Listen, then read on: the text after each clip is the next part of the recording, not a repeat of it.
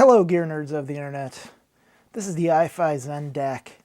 This is upgraded. This is the version 2. Let's talk about this thing.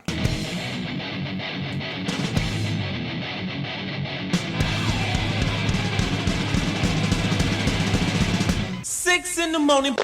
So normally I focus on vinyl related products, and this is assuredly not vinyl related.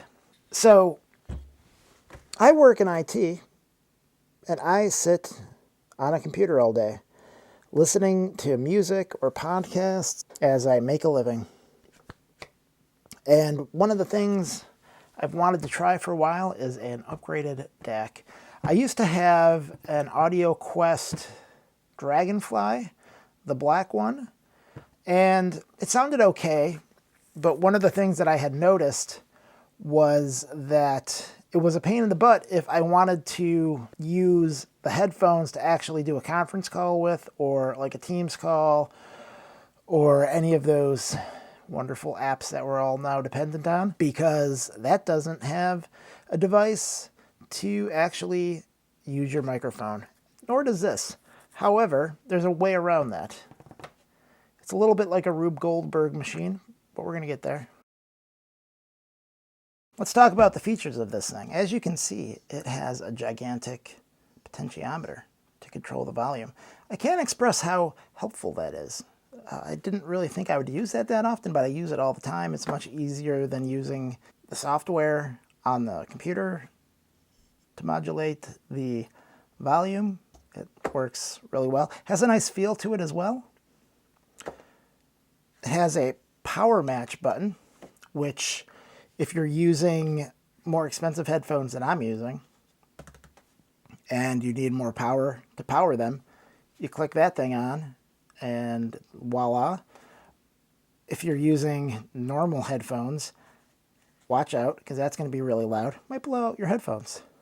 It has this true bass function, and what that does is it adds bass if you have open back headphones where the bass kind of gets lost a little bit. You can bass boost that. If you put that on with your normal headphones, you're in for a somewhat painful experience as well, because that bass is intense. It has your regular unbalanced output.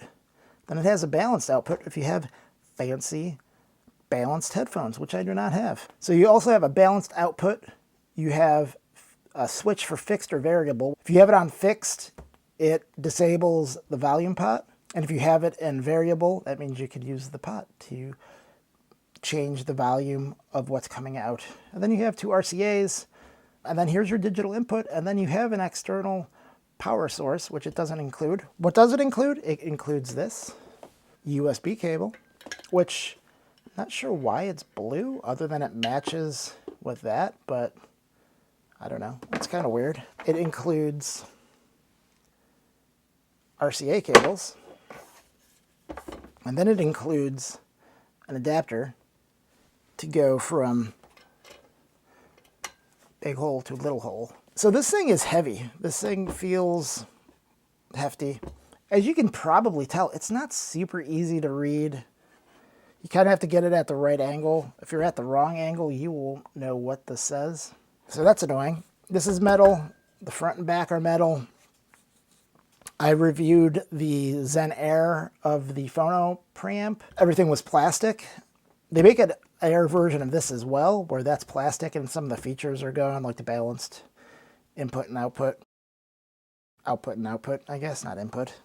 I also didn't like this design, this style design for the phono preamp, the ZEN phono preamp. I liked the Air better because it's all black and it kind of was less fancy looking.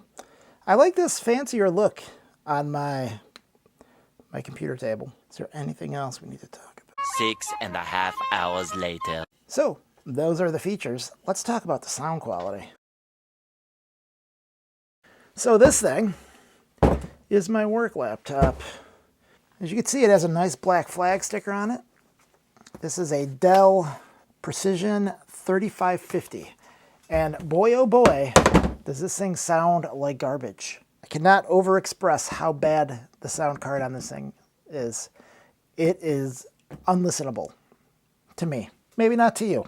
When I was using the iFi DAC, I got kind of annoyed with the fact that I had to keep changing audio back and forth to be able to use the microphone on my headphone set. At some point, my son had gotten a pair of HyperX gaming headphones, and that included this thing.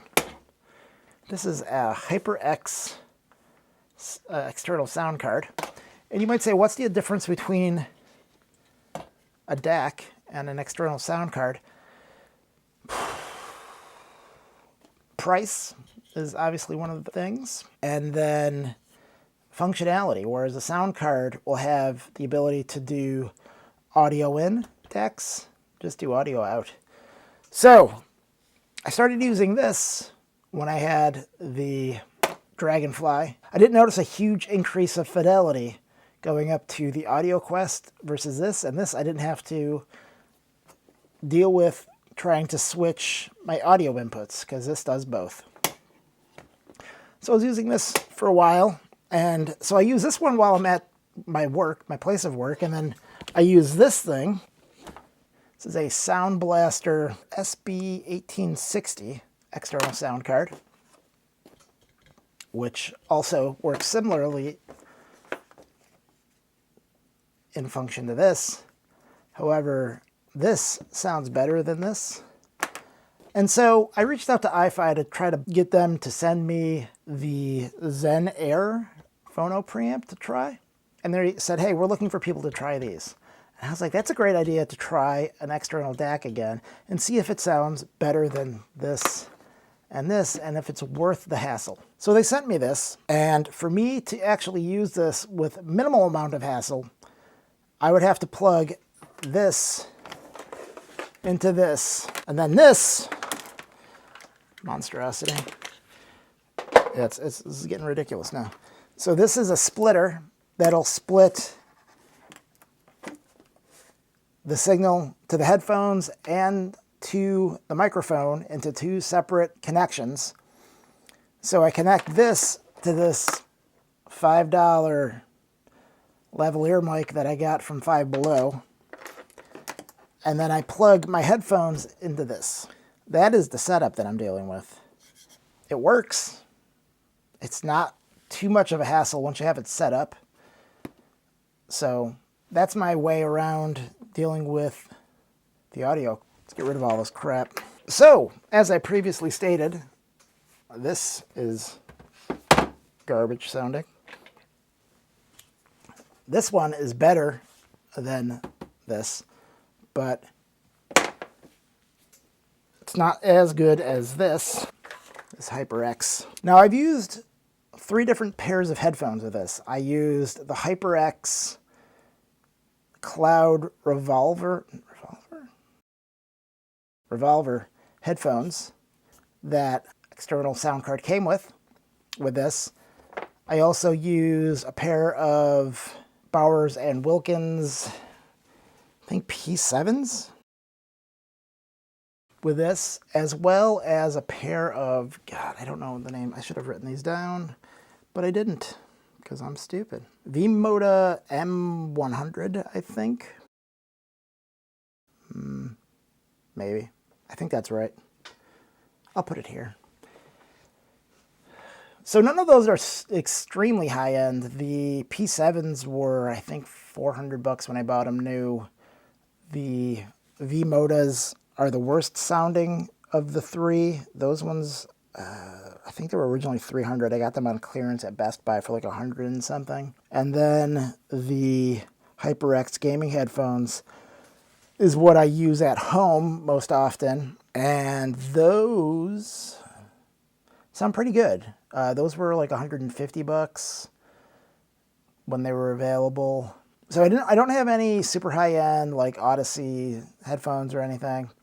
I also don't listen to super good audio digitally. I'm using YouTube and Spotify and, some other platforms. Nothing lossless, nothing really good. So I wanted to know, will this sound better than this if I'm listening to crappy YouTube audio that was ripped from a CD like 12 years ago. And surprisingly, yes, it sounds much better than this, and better than the other one as well. So much so that I was kind of shocked, quite frankly. And honestly, when I have to send this back, I will be sad, because this sounds so, like, going back and forth between this and this, which is normally what I use at home, like, going back to this is painful sounding. This is just ragged and edgy sounding. Not nearly as bad as this stupid computer. It's still a step up from this. But man, going from this to this is like the step up of going from this to this, where this sounds smoother and more detailed, but not harsh. Now, is this overkill for my headphones? Probably. I would probably recommend going with the ZEN Air if you're not using open back headphones where you could really use that bass boost, and or a higher end balanced headphone, or one that you need more power, where that power matching function comes in. I'm going to guess that they're both otherwise fairly similar. I might end up buying the Air version, because I don't think I can go back to this. I think I'm done with this. I think. Is it worth $200? Probably. I can only imagine, if you're actually using a better source than what I am, how much better this sounds than whatever other DAC you're using. It's got to be exponentially better sounding. If this can make, what is it, 480 sound decent, then it's got to, like, work magic with lossless files. I mean, I might even pay $200 for that, but we'll see. I'll have to try this again and see if I can live with this, or if I have to upgrade. I think I have to upgrade now. Thanks, iFi. Spending more of my money. But thanks for sending me this. Now I know that there's better things out there. Definitely better than the Audioquest DAC that I had, because, like I said, it wasn't better than that HyperX, and this is definitely better than the HyperX one. And the Audioquest one looks more like this, where you just plug it straight in. You don't have all of these features. You have no features. It's just a DAC. Doesn't have a volume pot. It doesn't have any ability to, you know, you can send this out to your stereo if you wanted. If you had a long digital input cable, a long USB cable, you could run this on your stereo system. Because why not? I mean, I wouldn't, because I don't listen to computer audio on my stereo, but if you do, it's another thing you could use it for. So if you want to watch other videos, I'll have right here will be the Air Phono review. Down there will be something else, and then over here will be something else, and down here will be my little logo. And have you tried this? Do you like it? I like it. Let me know. Have a good day. Oh, so here's some funny bonus content. If you've made it this far, I doubt that you will. So on my work laptop, you see this black flag sticker. So I ordered this for my car. I bought a Mustang Mach-E like 2 years ago. And I was like feeling kind of goofy about owning a Mustang, even though it's not really a Mustang. Any real Mustang fan will tell you that the Mach-E is not a real Mustang. And I would probably agree, even though I don't really care. And so I felt goofy owning it. So I wanted to put this on it to kind of punk it up a little bit. And then I got the sticker, and my wife's like, "What is that for?" And I said, "It's for my car." And she's like, "No, it's not. It's not going on your car." And I said, "I'm a grown-ass man. I can put this on my car if I want. You don't control me." Well, it didn't go on my car. It went on my laptop, because it turns out she does control me.